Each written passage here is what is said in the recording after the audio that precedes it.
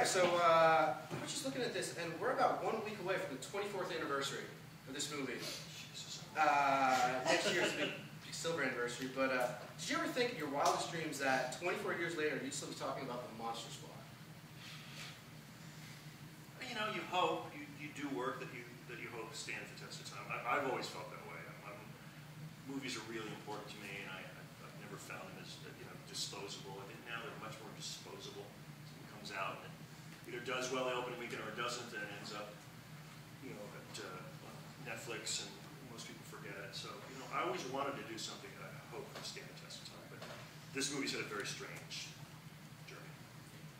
You just talk about movies that sort of are disposable now. It seems like there's this new sort of trend in Hollywood to try to make the movies like this. There's Super 8, Attack the Block, and so what do you think, to varying degrees of success, they work or do not work? What is it about this movie and movies of that era, The Goonies, Explorers, Monster Squad, that makes them so special and so hard to duplicate? Well, I can't speak to the other movies because I didn't make them. Right. But I think the Monster Squad, and I don't know if I was conscious of this when I was making it, but to me it's about, it's kid empowerment, It's when you're a kid, you kind of feel like the big world is out of control, and you love your parents and hope they do right by you, but something appealed to me about kids having the solution to the problem that adults didn't have. And I think that kind of still rings true to me a little bit. I think sometimes kids are much smarter than we give them credit for. And by the way, adults are invariably stupider than we give them credit for. And the film, 1987, it's a different time. And it's sort of racy. You'll see it tonight if you've seen it, if you haven't seen it. It's a little racy with its language and situations that kids are put in. Violence. Yeah. Do you think this movie can be made today? No, because the other thing is the movie business has changed a lot since I made this. Now I was actually talking with one of my friends tonight. It takes 15 people to decide, where the comma on the page goes. And in those days, we just wrote it. A guy named Rob Cohen, who's a director now, wants to remake this movie actually. And Keith Barish and Peter Hyams, they all said, "We like this script. Let's go make it." And there was none of that kind of nickel and diming kind of sensibility. We just got to do what we thought was cool. There it is. Yeah, we heard about Rob Cohen wanted to do a remake of this. Is there any kind of update on that? Or when was the last you heard about it? And when you did hear about it, what did you think? It was a terrible idea. Not because I'm particularly offended that my brilliant work is going to be one. I mean, I think remakes should be done if the original is deeply flawed or hasn't aged well.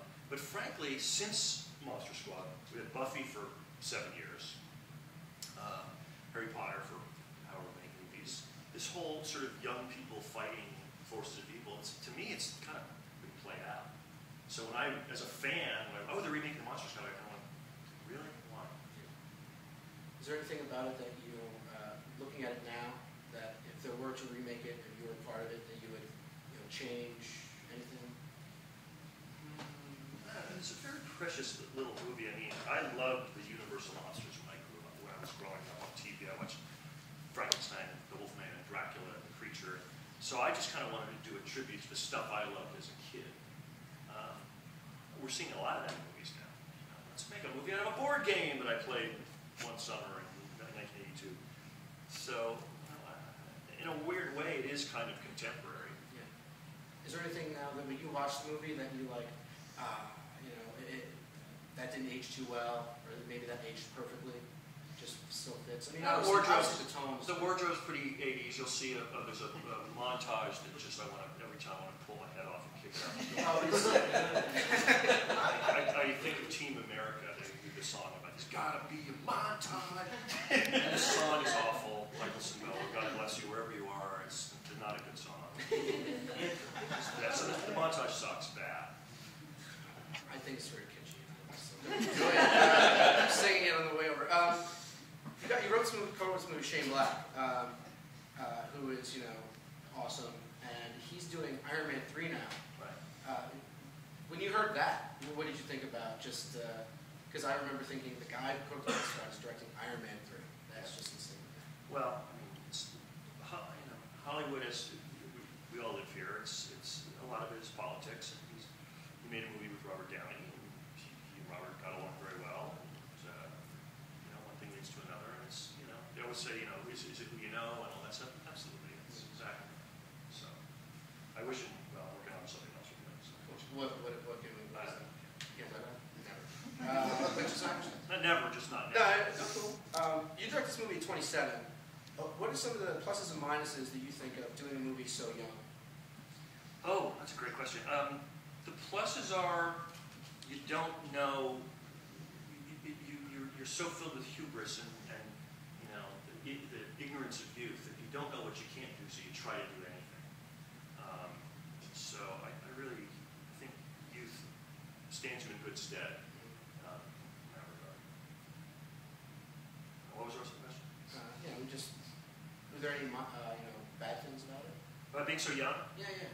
Well, it was my first union picture. I got into the Directors Guild. The crew was all 2, 3, 4 times older than me, and so there's that sort of moment where you're standing on the set, and I'm this little scrawny kid, just like Teamsters.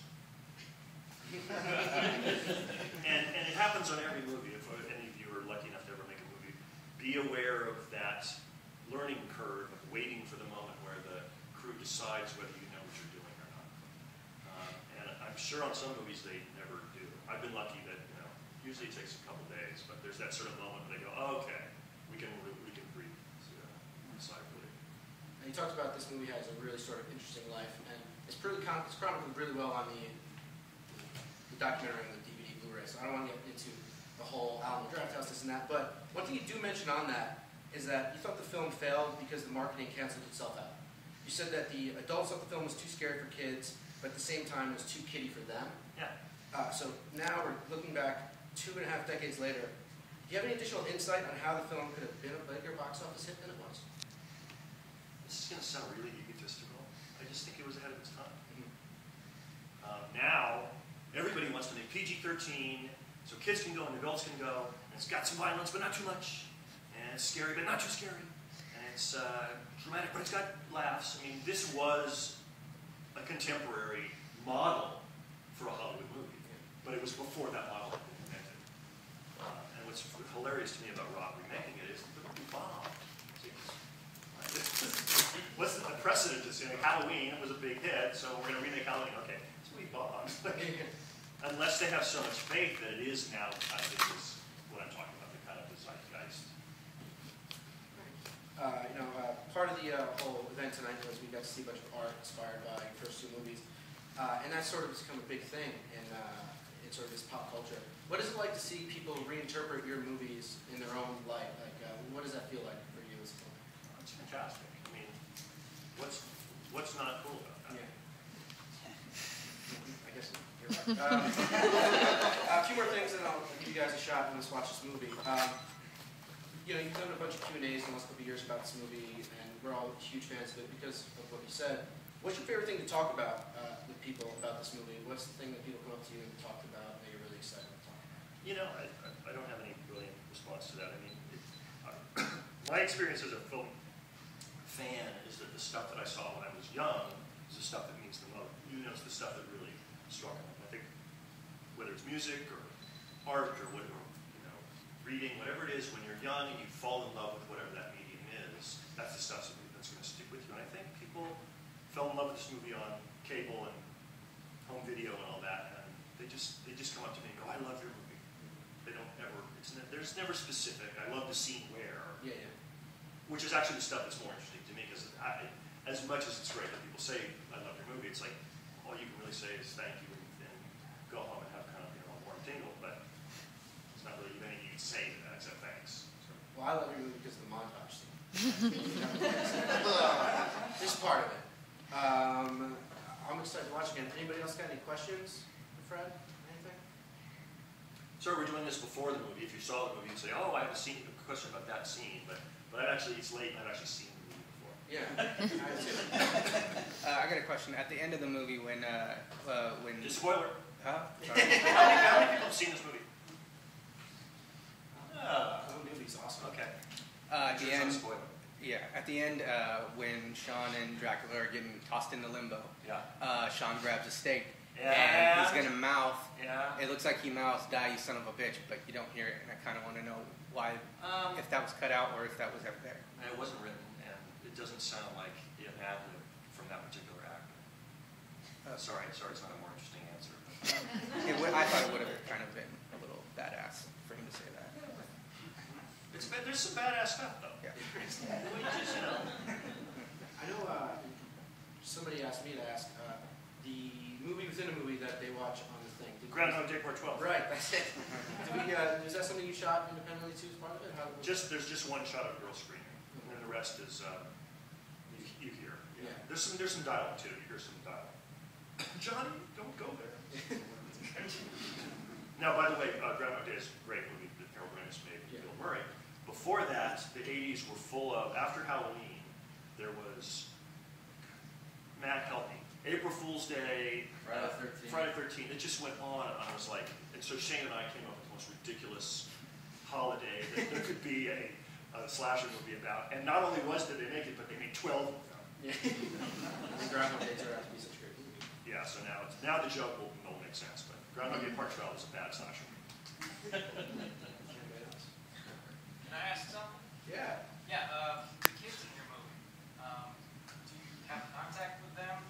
Yeah, I'm still friends. Buddies? I mean, Yeah, I'm still friends with the core group. Andre, who plays Sean, and Ryan Lambert, who plays Rudy, the cool kid, is a good friend. Lives up in San Francisco, has a rock band. Ashley Bank, who plays little Phoebe, is a friend. She's here in town. We lost Horace, the fat kid, when he was 22 years old, of pneumonia. And who's left? Robbie Kiger, I don't know, Patrick, I don't know what became of him. Might be Hawaii. And then the little Eugene is, now he works behind the scenes. He's, I think, sound or grip or something. He does something like that. Awesome. Yeah. And he just got married. Congratulations to Eugene. Kid the Robotech. Put down this man. That's right. Who came up with the idea to kick Wolfman in the darts? Never forget that. I don't know. That's the legacy. I think that was probably Shane's idea. What is it like with that? I mean, that's sort of the iconic thing. There's T-shirts. It's music. I mean, it's sort of weird that that's the main thing in the movie.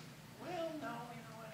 If it's remembered at all, it's fine with me. But I like to think of Ricky Gervais and extras. Yeah. And he's always talking about the catchphrase. Gotta have a catchphrase. So that's our catchphrase. Having it off. Exactly. Have it off. Yeah. Kick a Wolfman in the arts is the catchphrase. Yeah, absolutely. It's on T-shirts. It's. And it's such an awesome scene. Is that it? Yes. Fred, thank you for. The Alamo Theater in Texas did a screening in the poster. Did you ever see the poster? That's Tyler Scott, That's actually a pretty cool poster. It's fantastic. There's all the art that's been done for these movies, but that was pretty good. And a guy named Jason Evanston did one for a double bill that we did in Rochester, New York, Night of the Creeps and Monster Squad, which is fantastic. We did the original poster, which is pretty I don't know. badass. I don't know the artist. It is pretty good though. Yeah.